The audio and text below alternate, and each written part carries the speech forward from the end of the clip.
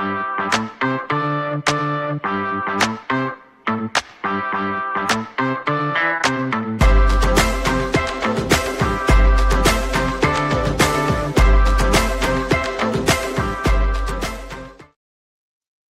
everybody, it's me, Ken Heckenlively, with Twice as Lively.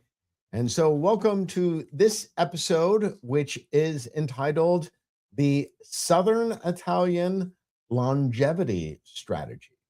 But before we begin, we must always start with our simultaneous sip. And yes, this is wonderful Pete's coffee. I encourage you to always drink Pete's coffee, even though they are not a sponsor of this program, but they simply have the world's most delicious coffee. Now, you might ask yourself, why is it, Kent, that you enjoy Pete's coffee so much?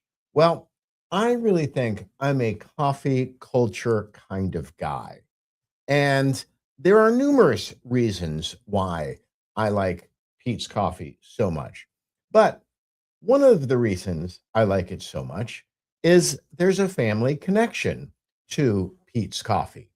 So if you know the story of Pete's coffee, you know that it began in Berkeley, California, not far from where I live, in a place known as the Gourmet Ghetto. Well, just down the a couple doors down from the original Pete's on Vine and Walnut Street was the store owned by my father-in-law, Julian Kershaw. And so actually, if you go into your typical Pete's coffee and they have the display which says our history, you can look at photograph 10, which is a picture of the outside of the original Pete's coffee at Vine and Walnut in Berkeley, California. And you will see to the right side a sign that says the Walk Shop. And that was the shoe store founded by my father-in-law, Julian Kershaw. So, as I am, yes, a California conservative, it is also true. I love coffee culture. I love the California vibe. And we should all celebrate all the good things in our life, whether they come from right or left. So, with a tip of my coffee cup to Pete's Coffee, but also a tip to my deceased father-in-law, Julian Kershaw, let's enjoy that simultaneous sip. Ah, so refreshing. Okay, so the title of today's episode is the Southern Italian Longevity Strategy. And so what you should probably know is that I am half Sicilian. Both my maternal grandparents came from Sicily. My grandmother came from a small town in Sicily called Liquidia Ubea, which was settled originally as a Greek town when the Greeks occupied Sicily, and was later taken over by the North Africans because the North Africans held Sicily from approximately the 900s to the 1200s, I believe. I believe there was a couple hundred years in which the North Africans were in charge of Sicily. So that explains why when I did 23andMe, it showed that in addition to being mostly Southern Italian or half Southern Italian, I also have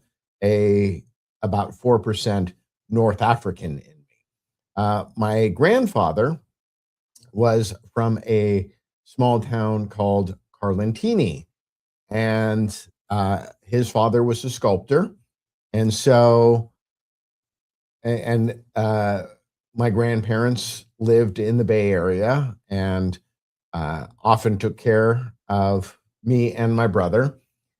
And since my paternal grandparents lived in Nebraska, I was more exposed to my maternal grandparents. And so I think that I have much more of a Southern Italian culture flavor to me.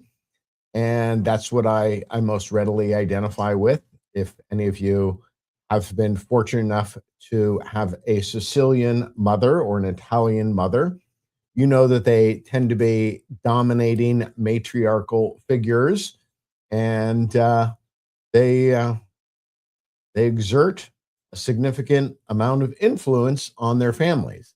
As my father once jokingly said, "There's nothing like the love of an Italian woman, but God help you if they hate you, because nobody loves like an Italian, but nobody hates like an Italian too."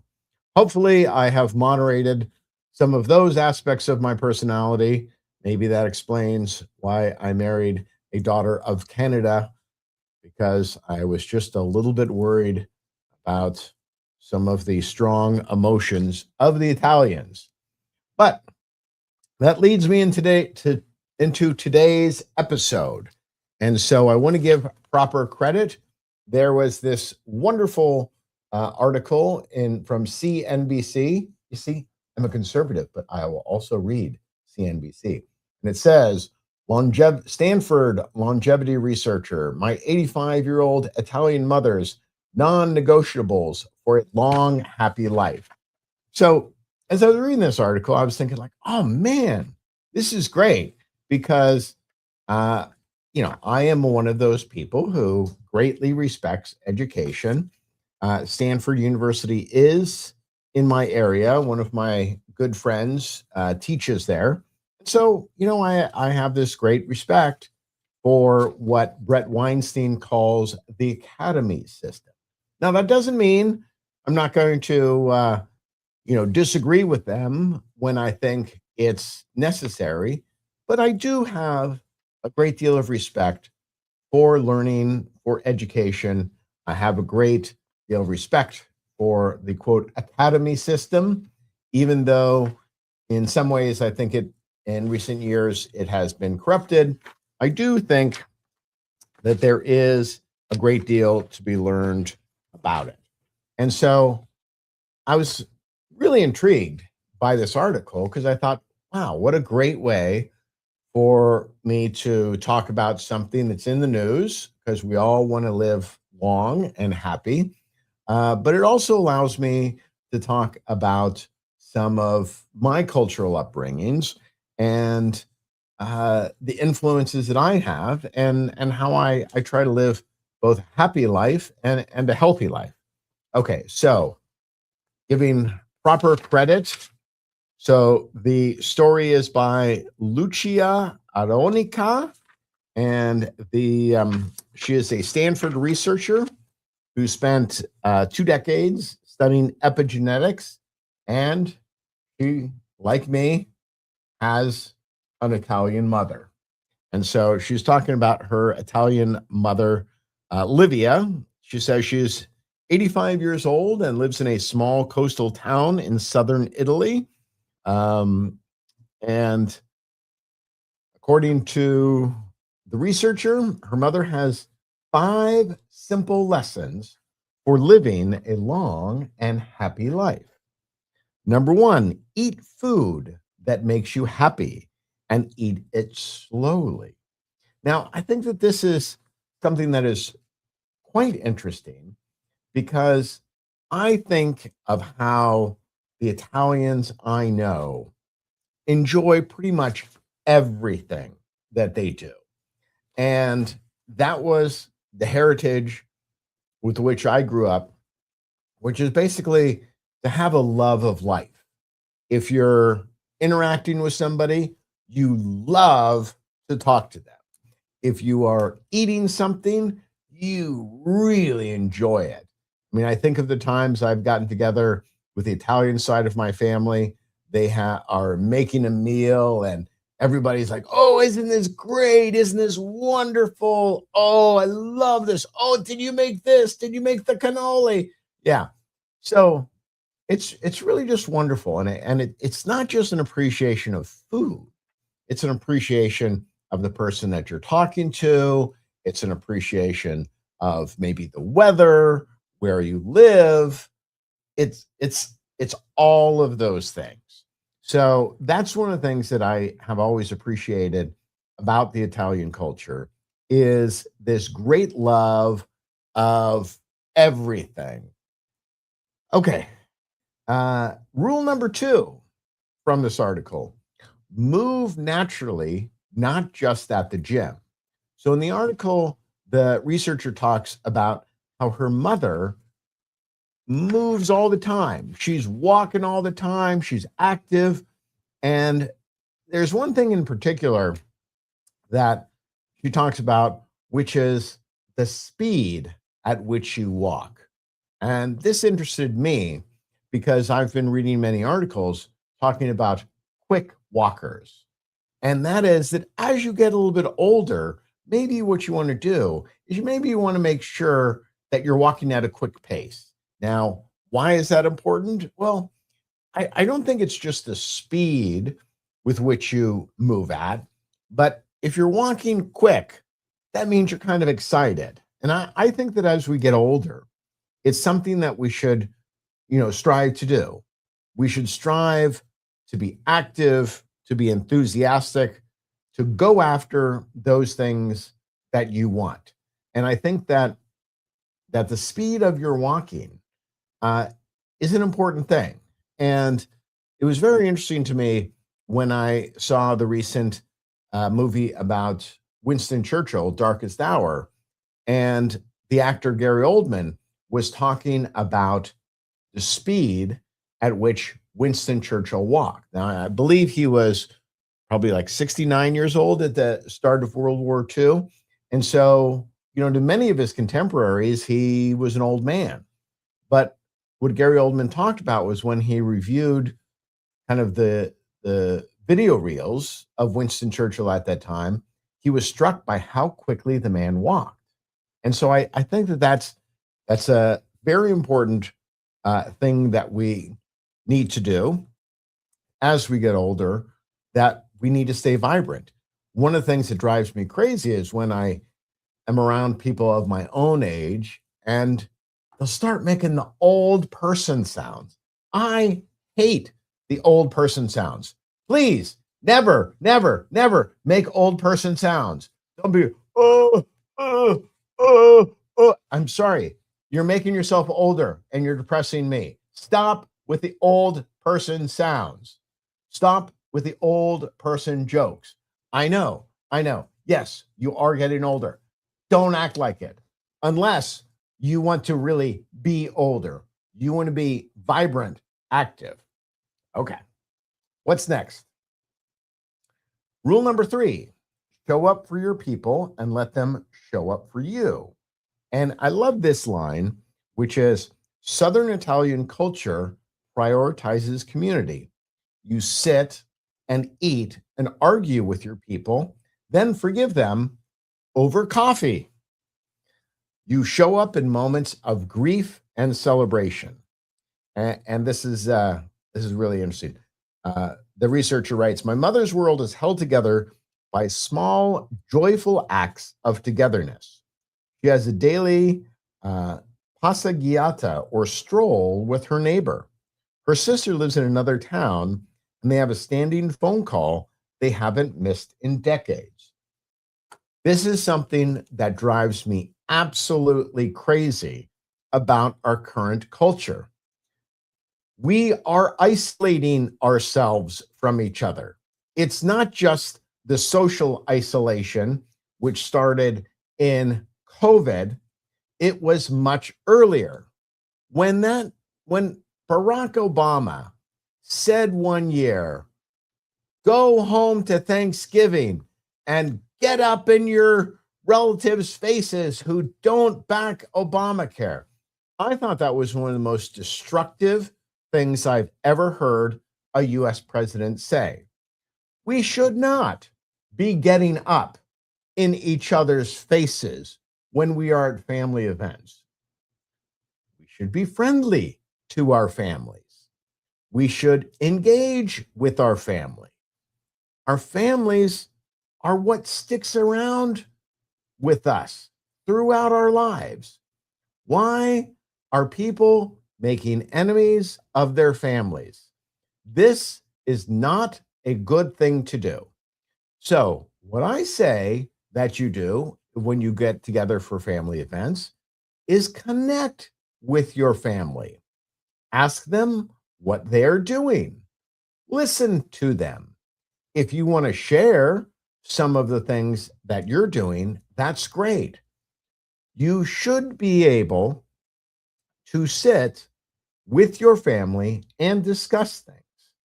This was something that was such a part of my upbringing. I never remember being around the dinner table or at any conversation with my parents when they would not engage with different ideas. In fact, my father, who was not Italian, he by ethnicity he was uh, Swedish and German, and probably a mix of some other Central European places, but primarily Swedish. And he was blonde and fair skinned, blue eyes.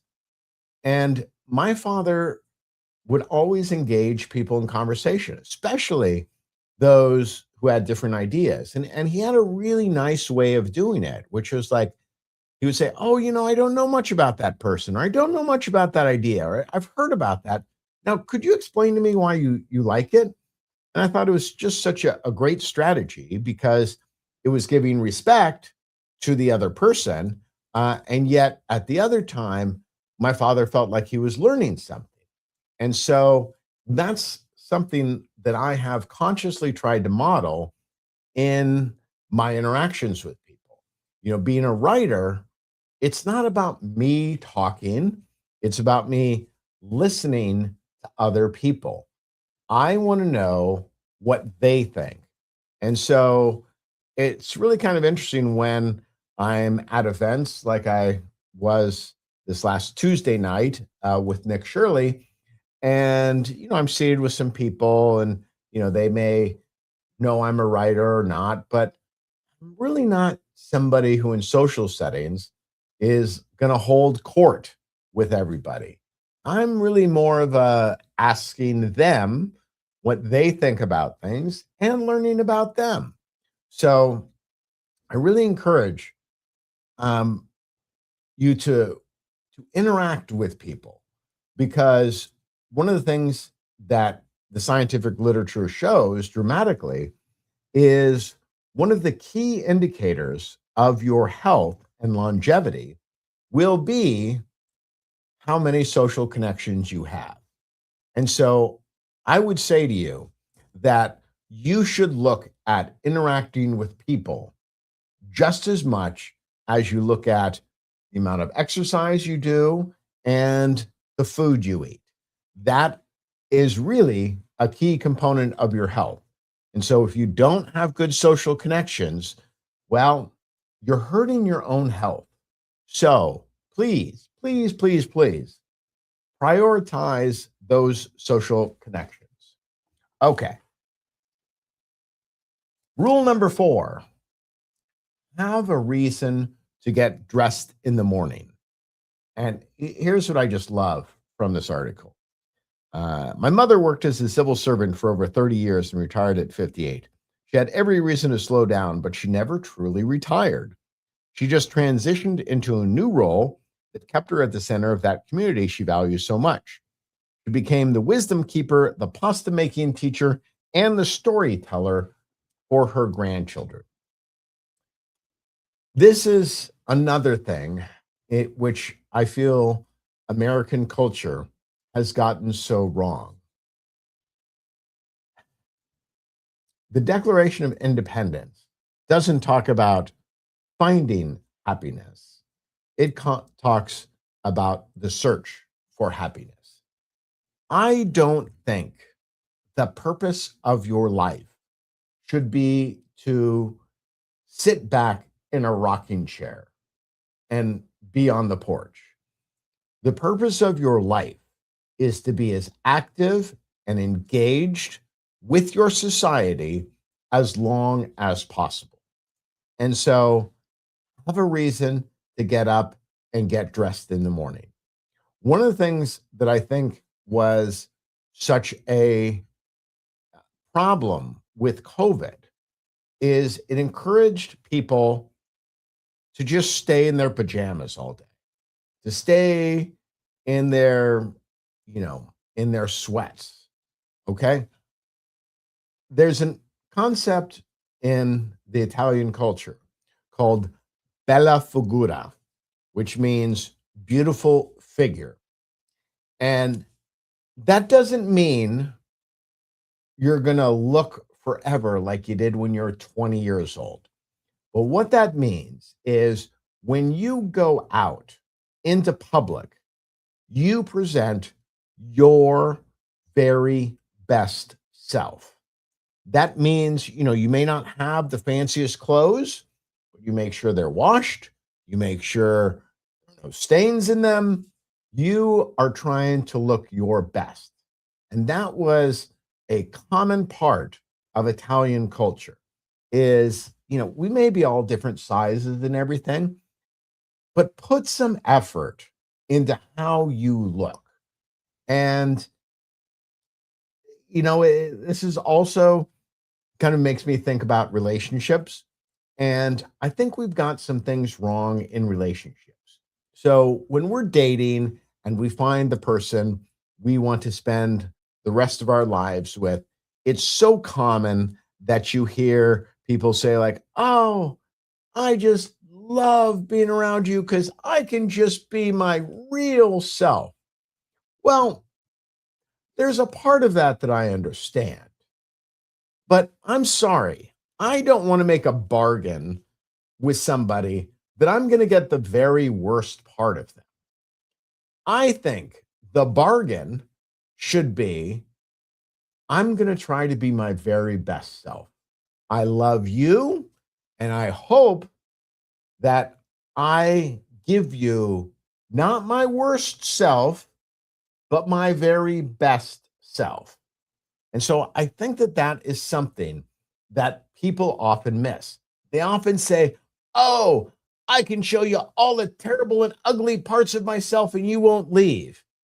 Well, I'm not sure I want to see all the terrible and ugly parts of you. How about showing me the beautiful parts of you?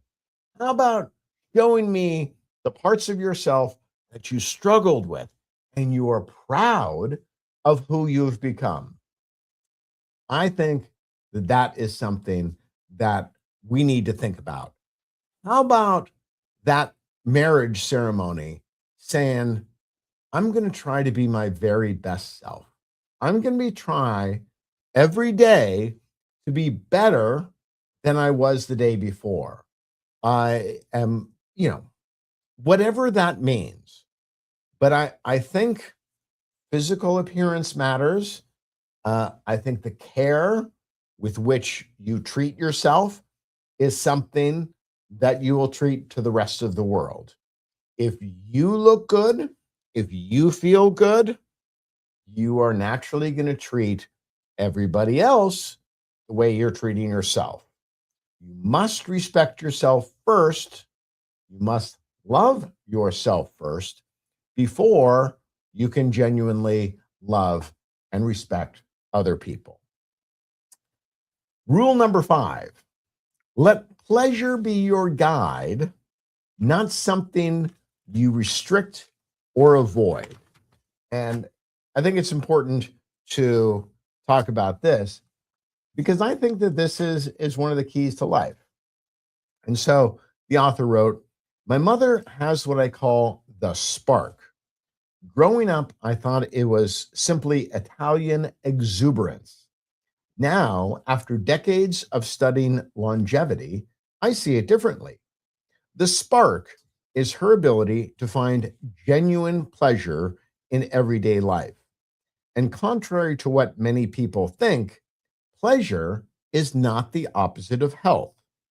Research suggests that positive emotions, strong relationships, and enjoyable experiences can support the biological pathways tied to resilience and healthy aging. Now, this is something that I think I got naturally because of my Italian upbringing, which is have that spark, be excited about things. And it's going to do so much for you.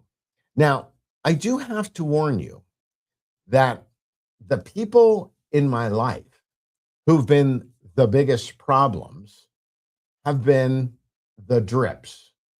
Those people who walk around with a scowl on their face.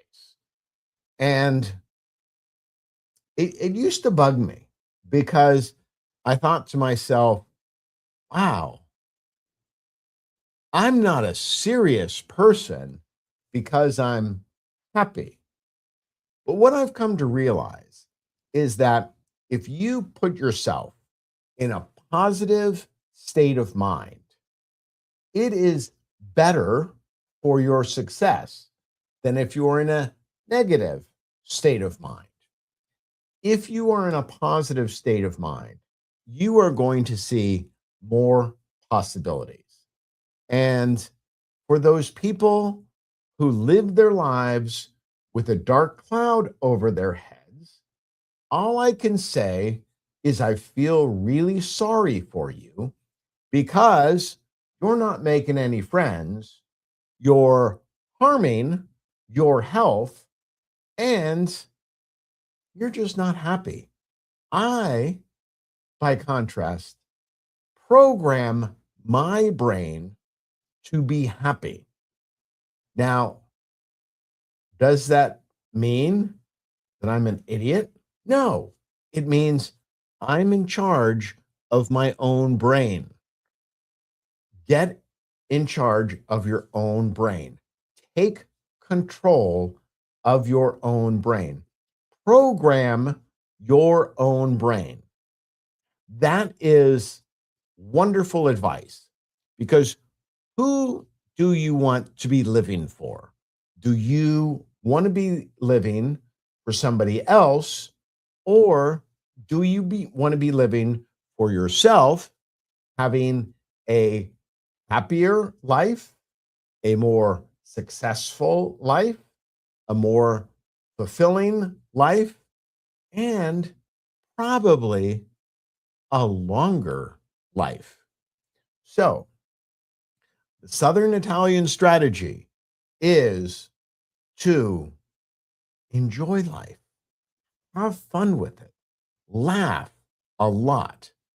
So, yes, I see the comment.